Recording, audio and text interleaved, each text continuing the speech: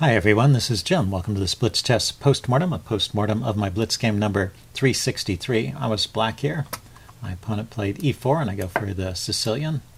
So knight f3 and d6, the main line. d4, open Sicilian, and I take.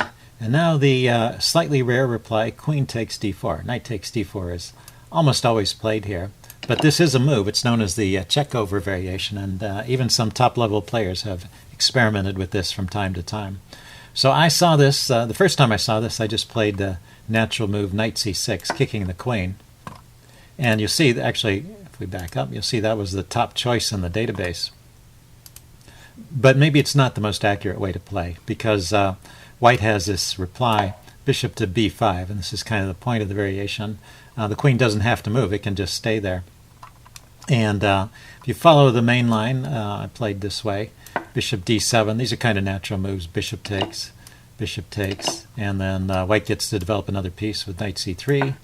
And you're a little bit lagging in development, but you do have the bishop pair with black, and the engine gives it as equal chances. But white somehow has managed to keep this queen on a powerful outpost, and you always have to be wary of tactics in this position. So an interesting game from that point.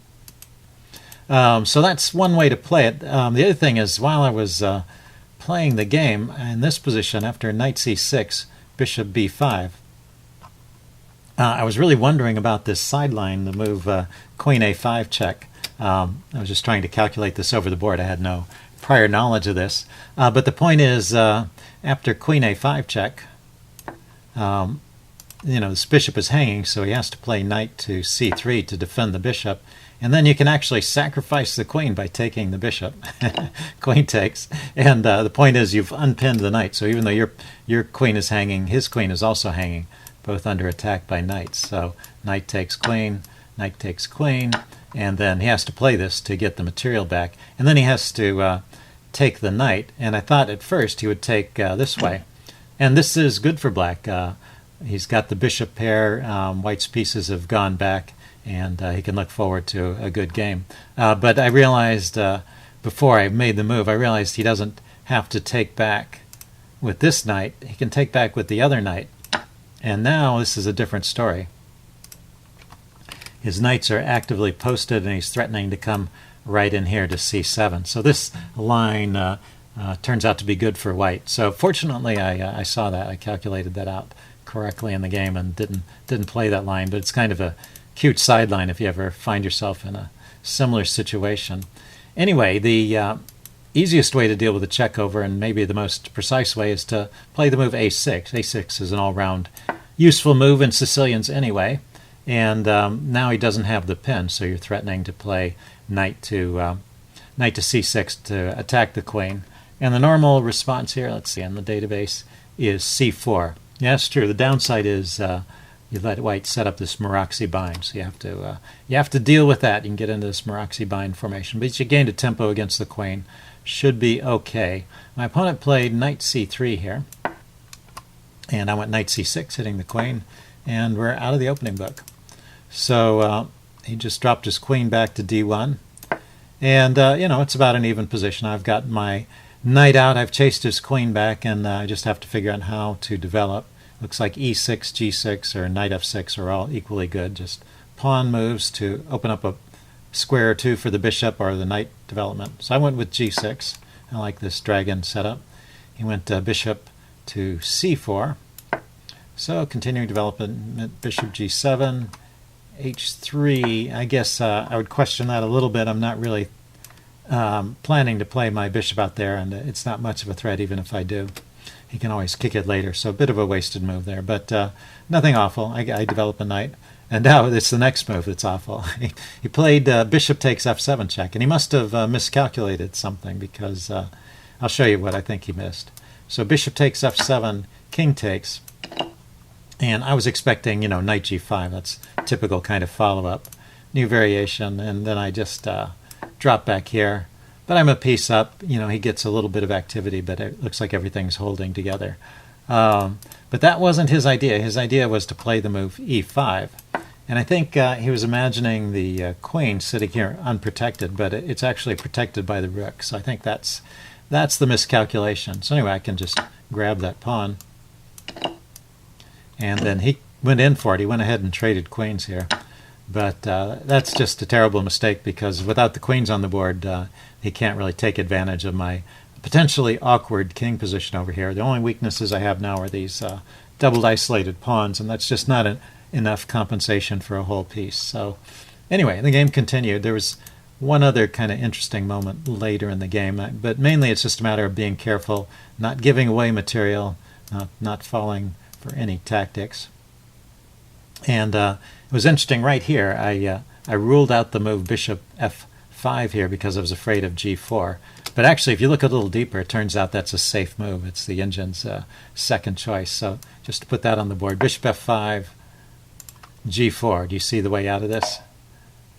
You can, let's see, what is it saying here? It's saying bishop back to d3 hitting the rook. I was thinking knight to f4 hitting the rook is also a way out too. Bishop to d3 or bishop takes c3. Okay, just throwing in that move. And then bishop to d3. What happens on knight f4? Just out of curiosity. Bishop takes. Oh, that square is guarded. Okay. So if he played this move g4, I would have had to move my bishop back to d3 anyway. So there was a potential problem there. I just went directly to d3, avoiding all problems, hitting his rook. I played rook to e1. Get my other rook into the game. I'm hoping to maybe get some tactic going here, like rook takes, pawn takes, bishop takes would fork the two rooks. That would be nice. But he develops his bishop with a threat. Now he's threatening to take on e7 here. So I defend against that. He plays rook a to d1, trying to pin my bishop. And here I decide at this point to go ahead and grab the knight. Nothing is hanging. My bishop is defended, so he has to take back. And then I bring my knight in. This is a way of protecting the pawn by shielding it from the bishop, and that frees up this rook if I need to take the bishop here, if I have to retake. Okay, so actually that's a good point. Before I played that, right here in this position, I played bishop takes c3. If he takes this bishop instead of this bishop, is this an idea? He takes, rook takes d3. I guess not. He just gives up a pawn. He gets this check, king to f8. He can take another pawn, but he's probably better off taking the bishop. And if we count, yeah, I'm a whole rook up in this case. So that doesn't work. That's just losing the exchange after already being down a piece. Okay, just curious. So in the game, he took back with the pawn, and I played knight f6, shielding this e-pawn. So he went rook e3, trying to take advantage of my trapped bishop. But now that the e-pawn is more or less secured, I can just retreat my bishop. I chose to go to this side. And if he exchanges, that helps me. So he plays rook d to e1, just piling up on the e-pawn again. But it's adequately protected. It's shielded from the bishop, and the rook and the king guard it from those two rooks. So I develop my other rook with the tempo, trying to hit the bishop here. He plays bishop to f4, and it went knight to d5, hitting his rook and his bishop. And I actually didn't see his reply. He played the move rook to e5, which is kind of interesting. It moves his rook out of take and threatens my rook. It actually is pinning this knight here, although there's no immediate way to take advantage of the pin because the knight is well protected.